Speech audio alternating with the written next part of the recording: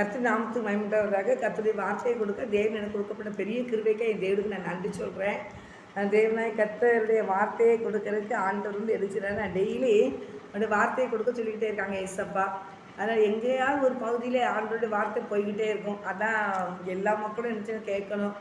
ஆண்டவர் எல்லா மக்களுக்கும் பேசுவார். அவங்கவுங்களுக்கு தேவையான வார்த்தையை ஆண்டவர் கொடுப்பாரு. அதுக்காக என் தேவனுக்கு நான் நன்றி சொல்கிறேன். யாக்கோப்பு 1ஆம் அதிகாரம் 12ஆம் வசனத்தை நம்ம பார்த்தோம்னா, சோதனை சகிக்கிற மனுஷன் பாக்கியவான், அவன் உத்தமன் என்று விளங்கின பின்பு கர்த்தர் தம்மிடத்தில் அன்பு கூறுவர்களுக்கு வாக்குத்தத்தம் பண்ணின ஜீவ கிரீடத்தை பெறுவான் அப்படின்னு ஆண்டவர் சொல்லியிருக்கிறாரு. சோதனை சகிக்கிற மனுஷன் பாக்கியவான் தான். ஆனால் அவன் ஆண்டவர் வந்து அவங்களுக்காக என்ன கிரீடம் வச்சுக்காருன்னா, வாக்குத்தத்தம் பண்ணி ஜீவ கிரீடத்தை வைத்திருக்கிறாரு ஆண்டவர். ஜீவ கிரீடத்தை நமக்கு கொடுப்பாரு. நம்ம சோதனை சகிக்கணும். இந்த உலகத்தில் வந்து நம்ம வந்து இந்த உலகத்தில் இருந்தோம், சாப்பிட்டோம், நம்ம பாட்டுக்கு இருந்தோம், நம்ம என்ஜாய் பண்ணோம், எல்லா இடம் ரவுண்ட் அடித்தோம், நம்ம பாட்டுக்கு போயிட்டு நம்ம சாப்பிட்டு நம்ம பாட்டுக்கு இருந்தோம்னா அது அந்த அப்படி சுற்றிட்டு சோதனை அவங்களுக்கு வந்துச்சுன்னா அவங்க வந்து சிலவங்க நினைச்சாங்க நிறைய பேர் இறந்து போயிடுறாங்க. நிறைய பேர் கஷ்டத்தின் மத்தியில் போயிடுறாங்க, தரித்திரத்துக்கு மத்தியில் போயிடுவாங்க. சும்மா என்ஜாய் பண்ணி இப்படி போயிருந்தா ஒரு நாள் வரும்போது அந்த கடைசி காலத்தில் வந்து அவங்களுக்கு வந்து எடுத்துது பிரச்சனைகள் போராட்டங்கள் வருது. ஆனால் தேவனுடைய பிள்ளைகளாகிய நமக்கு ஆண்டவர் சொல்லியிருக்கிறாரு, சோதிக்கப்படுகிற எவனும் அண்டர் 13 போடுறது, சோதிக்கப்படுகிற எவனும் நான் தேவனால் சோதிக்கப்படுகிறேன் என்று சொல்லாதிருப்பானாக.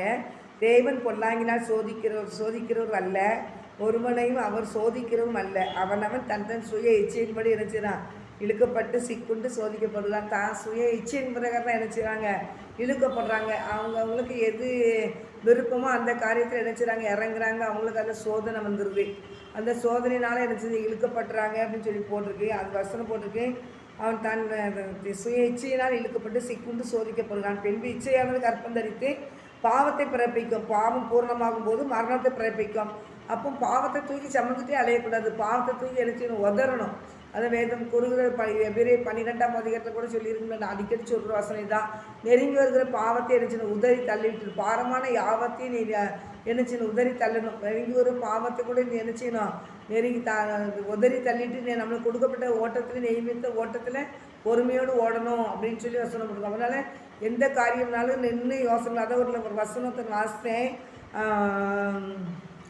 19ஆம் வசனம், யாக்கோப்பு 1ஆம் அதிகாரம் 19ஆம் வசனத்தில், ஆகியால் என் பிரியமான சகோதரரே, யாவரும் கேட்கறதுக்கு தீவிரமாயும் பேசுகிறதுக்கு பொறுமையாயும் கோபிக்கிறதுக்கு தாமதமாக இருங்க அப்படின்னு போட்டிருக்குது.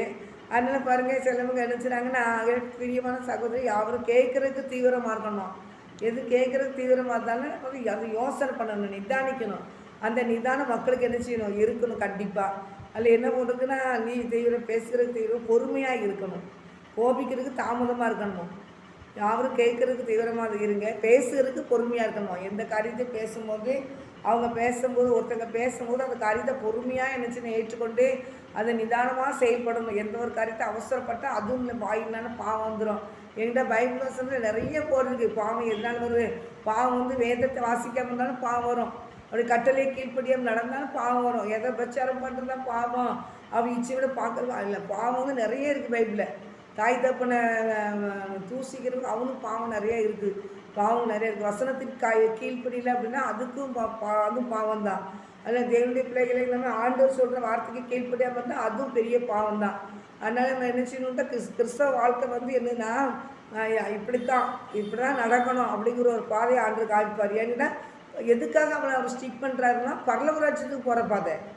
இது உலகம் வந்து விசாலமான பாதை, வாசல். அந்த வாசலில் எல்லோரும் பிரவேசிக்கலாம். அது அப்படியே கொண்டு போய் பாதத்துக்குள்ளே தள்ளிடும், அப்படி விசாசு. ஆனால் இது இடுக்கமான பாதை. எப்படி போகணும் எது போகணும்னு யோசனை பண்ணி, இப்போ 10th பரீட்சை பிள்ளைங்க எழுதுறவங்க வந்து என்ன சொன்னாங்க, யோசனை பண்ணுவாங்க, படிப்பாங்க, முழுது படிப்பாங்க, பகல் முழுது படிப்பாங்க. ஒரு படிப்புக்காகவே முழு உட்காந்து படித்து கரெக்ட் பண்ணி அதை அப்படியே ரொம்ப முக்கியத்துவம் கொடுப்பாங்க. இப்போ 10th +2 படிக்கிற பிள்ளைங்க ரொம்ப முக்கியத்துவம் படிப்புக்கு வந்து முக்கியத்துவம் ரொம்ப கொடுப்பாங்க. அதே போல் தான் பரலோக ராஜ்யத்துக்கு போகிறதுக்கு முக்கியத்துவம் கொடுக்கணும். முக்கியத்துவம் கொடுத்தா தான் போக முடியும்.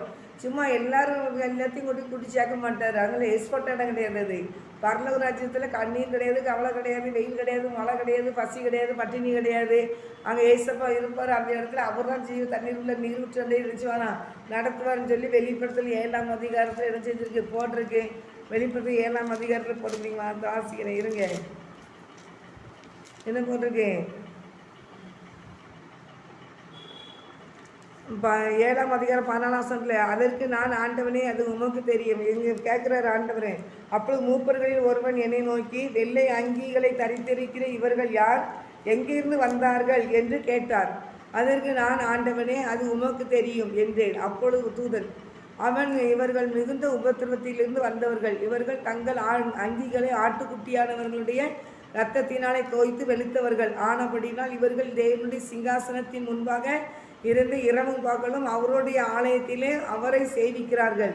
சிங்காசனத்தின் மேல் வீற்றிருக்கிறவர் இவர்களுக்குள்ளே வாசமாய் இருப்பார். இவர்கள் இனி பசி அடைவதும் இல்லை, இனி தாகம் அடைவதும் இல்லை, வெயிலாகிலும் உஷ்ணமாகிலும் இவர்கள் மேல் படுவதும் இல்லை. சிங்காசனத்தின் மத்தியில் இருக்கிற ஆட்டுக்குட்டியானவரே, ஏசப்பாவுக்கு ஆட்டுக்குட்டியானவர் பேர் வைக்கிறாங்க. பேர் ஆட்டுக்குட்டியானவர் தான். இவர்களை அமைத்து இவர்களை ஜீவ தண்ணீரில் ஊற்றங்களையும் நடத்துவார். தேவன் தாமே உங்களுடைய கண்ணீர் யாவையும் துடைப்பார். அப்படி இடுக்கமான பாதையில் வரும்போது பல போராட்டங்கள், பல பிரச்சனைகள் உண்டு. அதனால் அதை கடந்து போகும்போது தான் பரலோகத்தில் போக முடியும். அதனால் தேவனுடைய அன்பு சகோதர சகோதரிகளே, அது நம்மளுக்கு சமாதானம் நிறைஞ்ச பாதை தான். ஏசப்போடைய பாதையில் இடுக்கமான பாதையில் போகும்போது அது சமாதானம் சந்தோஷம் நிறைந்த பாதை தான். அதில் போய் பழகிட்டாங்கன்னா அது சமாதானம் சந்தோஷம் தான். போய் பழகிறதுக்கு முன்னாடி கொஞ்சம் என்ன செய்யும், இடிக்க தான் செய்யும். ஐயோ அது அந்த என்ஜாய் பண்ண அப்படி போகலாம் இப்படி போகலான்னு சொல்லி. ஆனால் ஏசப்பா இப்படி தான் வரணும்னு சொல்லி கண்டிஷன் பண்ணி தான் கூட்டிகிட்டு போவார். என்ன நினச்சா பள்ளிக்கூடத்துக்கு 9 மணிக்கு பள்ளிக்கூடத்துக்குள்ளே போயிட்டாங்கன்னா தப்பிச்சாங்க. சில இடத்துல 8:30 உள்ளே போயிடணும். 8:30 சில நேரம் உள்ளே போயிடணும். இல்லாட்டி பெரிய பெரம்போடு நிற்பார் வாத்தியார். போட்டு சப்புன்னு வாங்கிடுவார். அவர் அடி பிச்சு எடுத்துருவார். அதனால் சில காரியங்களை ஏசப்பா விட்டு கோடங்களிக்கிட்டேச்சுன்னா அடி தான் விழும். பிரச்சனை வரும், போராட்டவர். ஏன் ஆண்டவரே உண்மை தானே பின்பற்றி போகிறேன், எனக்கே இந்த பிரச்சனை அப்படிங்கும்போது சில காரியங்கள் நம்மளை அறியாமையே நினச்சி தவறு பண்ணால் ஆண்டவர் சில பிரச்சனையை உண்டு பண்ணி அவர் சரிப்படுத்திக்கிட்டே இருவார். பரிசுத்தப்படுத்துறது தான் நம்ம ஆண்டவர்களை இன்னும் நெருங்கி போகிறது தான். நெருங்கி போய் பரலோகராஜ்யத்தில் போயிடணும். அதனால் பரலோகராஜ்யத்துக்கு ஆண்டவர் கூட்டிகிட்டு போயிடுவார். அதனால் தேவனுடைய பிள்ளைகளை நீங்கள் என்ன செய்யணும்னா ஏசப்பாவுக்கு என்ன சொல்கிறதுன்னு கேட்டு அதை எப்படி நடந்தோம்னா நம்ம என்ன செய்யலாம், பரலோகத்தில் போயிடலாம். ஆனால் என்ன செய்யணும், அவங்க தந்தானே சுய இச்சையினால் இழுக்கப்பட்டு சிக்குன்னு சோதிக்கப்படுறான். அவன் நினைச்சான் சுய இச்சையினால் இழுக்கப்பட்டு நினைச்சான் சோதிக்கப்படுறான். அது அந்த உணர்வே அவங்ககிட்ட இல்லைன்னா பின்பு இச்சையானது கற்பம் தரித்து பாவத்தை பிறப்பிக்கும். பாவம் பூர்ணமாகும் போது மரணத்தை பிறப்பிக்கும் அப்படின்னு போட்டிருக்கு.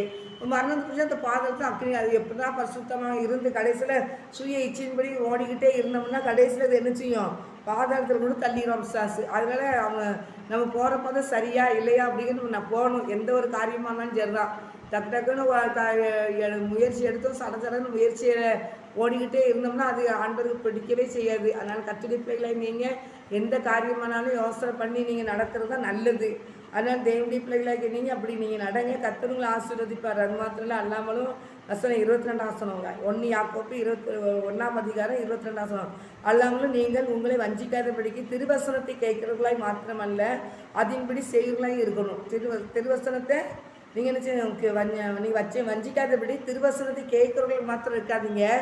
அதில் அதை மாத்திரம் இல்லை அதன்படி செய்கிறவர்களாக இருக்கணும். வசனத்தின்படி நம்ம நடக்கணும். வசனத்தின்படி நடக்கணும். வசனம் அதுக்கு தான் பைபிளை கையில் கொடுத்துருக்காரு. நிறைய பேர் பைபிள் படிக்கிறதே இல்லை.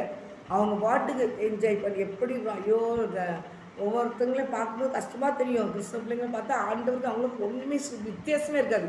அவங்க சண்டை போடுறதில்ல, அவங்க வாய் பேசுறதில்ல, அவங்க எடுக்கிற காரியங்கள் எல்லாம் சொல்ல போனால் அசிங்கம்.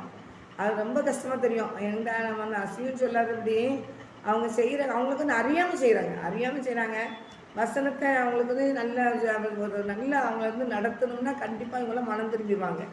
அவங்கள இப்படி இருக்கணும் அப்படி இருக்குன்னு சொல்லி அவங்கள அணைச்சி நம்முடைய சொல்லிட்டு போனால் கண்டிப்பாக அவங்க மனம் திரும்பிடுவாங்க. அவங்கள நம்ம எதுவும் சொல்லக்கூடாது.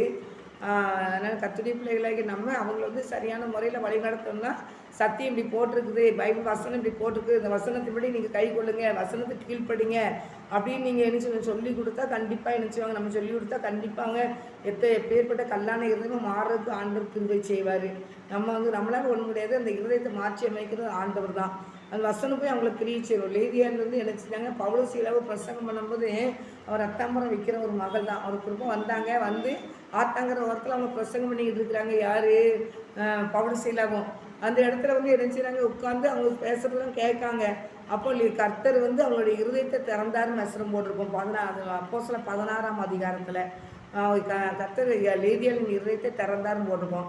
அப்போ கவனமாக அவங்க கேட்குறாங்க. கவனமாக கேட்டால் தான் என்ன செய்ய முடியும், அவங்க ஆண்டவர் அது அவங்க கிரியை செய்ய முடியும். அப்போ ஏசப்பா வசனத்தை போதிக்கும் போது கர்த்தருடைய பிள்ளைகள் என்ன செய்யணும்னா கவனமாக என்ன செய்யணும், கவனிக்கணும்.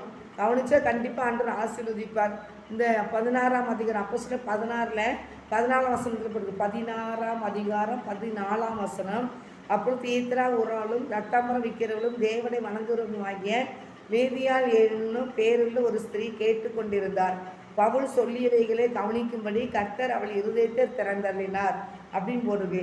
அவளும் அவள் வீட்டார் ஞானஸ்நானம் பெற்றார். அவள் இருதயத்தை திறந்து அவர் இருதயத்தை திறந்தோன்னே அவள் குடும்பம் முழுமையும் ஞானஸ்நானத்துக்கு ஆண்டவர் கிருபை செய்தார்.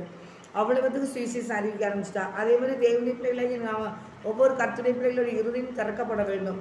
அப்போ அவங்க போதிக்கிற வசனத்தை கவனமாக கேட்கும் போது தான் ஆண்டவர் என்ன செய்வார், இருதயத்தை நம்மளுடைய இருதயத்தை தான் அவர் பார்ப்பார். நம்ம முதல்லாம் பார்த்தாலே இடப்பட மாட்டார் ஆண்டவர்.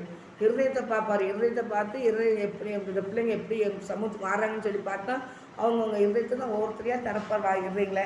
அதில் நீங்கள் ஆண்டவருக்காக தேவனுடைய வசனத்தை கவனமாக கேட்டிங்கன்னா வசனத்தின்படி நடக்கிறதுக்கு கர்த்தர் கிருபை செய்வார். அந்த 22ஆம் வசனம் அதான் போட்டிருக்குது.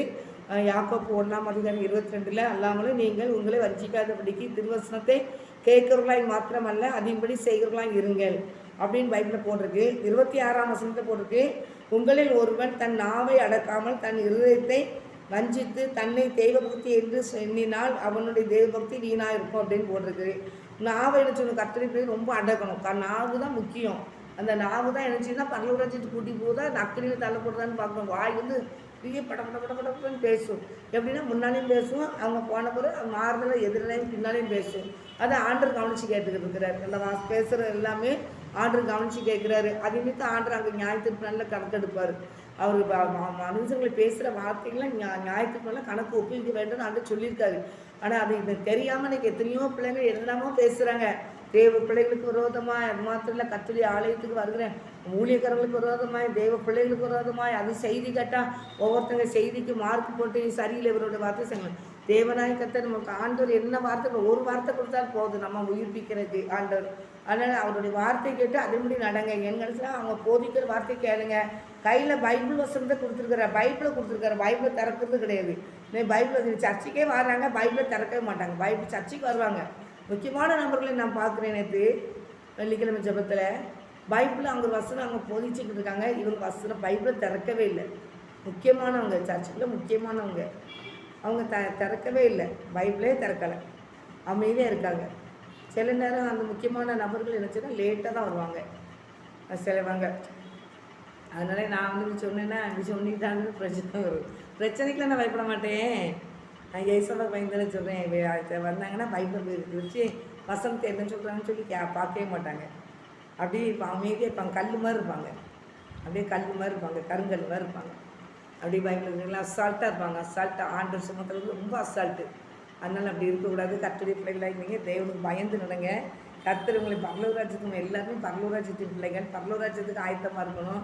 கர்த்தருடைய ஆலயத்தில் பயபக்தியோடு தேடுங்க. அந்த ஆண்டவர் சொன்னார், பரிசுத்த அலங்காரத்துடைய கர்த்தரை தொழுது கொள்ளுங்கள், அவருக்கு முன்னால் நடுக்கத்தோடு காணப்படுங்கன்னு இருக்காரு. அவருக்கு முன்னால் நடுக்கத்தோடு காணப்படும். ஆண்டவர் பயந்து நடப்போம். ஏதோ நமக்கு எங்களுக்கு எல்லாம் தெரியும். யாருக்கு யாருன்னா இன்றைக்கி வரைக்கும் ஒன்றும் தெரியாது, ஒன்றுமே தெரியாது. எனக்கு உண்மை நான் என்ன சொல்ல எனக்கு ஒன்றுமே தெரியாது. நான் அதிகமாக படிக்கவும் இல்லை. இயேசுவுடைய கிருபை, அவருடைய தயவு, அவருடைய இரக்கம் இந்த நாளிலிருந்து அடிமையை கொண்டு பைபிளை விரித்து போதிக்க வச்சுருக்காரு. அதுக்கே தேவனுக்கு கொடான கொடி நன்றி. நான் ஒரு இந்து குடும்பத்தில் தான் இயேசு பயிற்றுக்கிட்டு வந்தேன். ஆண்டவருடைய கிருபையினால் நான் இன்றைக்கி ஆண்டு சமூகத்தில் வர வச்சு அவருடைய வார்த்தையை போதிக்க வச்சுருக்கிறாரு. கொடான கொடியை தகப்பனுக்கு நன்றி சொல்கிறேன். கர்த்தருங்க எல்லாத்தையும் ஆசீர்வதிப்பார். எல்லோரும் கர்த்தருடைய பிள்ளைகள் தான். எல்லோரும் ஆண்டு பயந்து நடங்க. வேத வசனத்தை வாசிங்க, அடிக்கடி வாசிங்க. எத்தனை அதிகாரம் வாசிக்க முடியுமோ அத்தனை அதிகாரம் வாசிங்க. வாசித்து ஆண்டு வசனம் பூரா ஜீவன் உள்ளது. ஆண்டு நம்மளோட பேசுறது தான் வசனத்தை கொடுத்துருக்கேன். வசனத்தை வாசித்து அதுக்கு நடங்க. கர்த்தர் உங்களை ஆசீர்வதிப்பார். பரலோக ராஜ்யத்துக்கு போயிடலாம். எல்லாருமே பரலோக ராஜ்யத்துக்குள்ளே போகணுங்கிறது தான் ஆண்டு சித்தம். என்னுடைய சித்தம் எல்லோரும் பரலோகத்துக்கு வந்துடணும். அதுதான் முக்கியம். அதனால் இப்போ எவ்வளோ நேரம் பண்ண முடியாது உட்காந்து நான் தேவ சமூகத்தில் உட்காந்து டெய்லி ஆண்டு வார்த்தை எடுத்துக்கிட்டு இருக்கிறேன். ஆனால் கர்த்தருடைய பிள்ளைகளாக நீங்கள் கர்த்தர் உங்களை ஆசீர்வதிப்பார். ஆண்டு பயந்து நடங்க. கர்த்தர் உங்களை கொண்டு என்ன செய்ய திட்டம் வச்சுக்காரோ அந்த சித்தத்துக்கு நீங்கள் ஒப்பு கொடுங்க. கர்த்தர் பெரிய காரியங்களை செய்வார். ஆமீன். என் ஆத்துமாவே இயேசுவின் நான் ஜெபிக்க நல்ல தகப்பனே. ஆமீன். ஆத்துமாவை கர்த்தரை சோதரி ஆண்டவரே எல்லா பிள்ளையோடும் பேசியிருக்கேன். எல்லா பிள்ளைகளும் கேட்டு வசந்து கீழ்படிட்டு தகப்பனே அப்படியே பல தகப்பனை வைக்கிற மகிமைப்படுங்க. இயேசு நான் ஜெபிக்க நல்ல தகப்பனே. ஆமீன். ஆத்துமாவை கர்த்தரை சோதரி முழு நம்ப ஸ்தாபத்தை சோதரி ஆத்துமாவை கர்த்தரை சோதரி கர்த்தர் சகல உபகாரங்களையும் வரவாதே. ஆமீன். கர்த்தர்களை ஆசீர்வதிப்பார். ஆமீன்.